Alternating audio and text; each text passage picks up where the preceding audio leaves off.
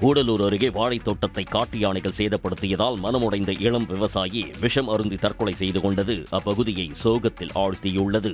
தேவர் சோலை பகுதியில் இளைஞர்கள் நேந்திர வாழை விவசாயம் செய்து வரும் நிலையில் தினமும் இரவு நேரத்தில் வரும் காட்டு யானைகள் வாழை மரங்களை சேதப்படுத்துவது தொடர்கதையாகியுள்ளது.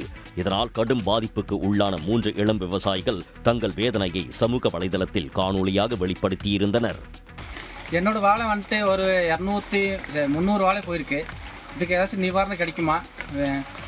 கடன் பெற்று பயிரிடப்பட்ட வாழை அறுவடைக்கு தயாராக இருந்தபோது சேதமடைந்ததாகவும் வனத்துறை வருவாய்த்துறையினருக்கு தகவல் அளித்தும் எந்த நடவடிக்கையும் எடுக்கவில்லை என அதில் தெரிவித்திருந்தனர்.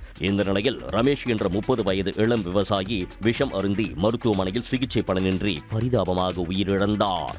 அறுவடைக்கு ஒரு மாதம் இருக்கும்போது யானை வந்து எல்லாமே சாப்பிட்டுருச்சு. சித்தப்பா பையன்தான் போட்டார், ரமேஷ் அவரோட பேர் போட்டார். அப்போது யானை வந்து சாப்பிட்றதுனால அவர் மனம் வச்சதுனால பாய்சன் சாப்பிட்டார்.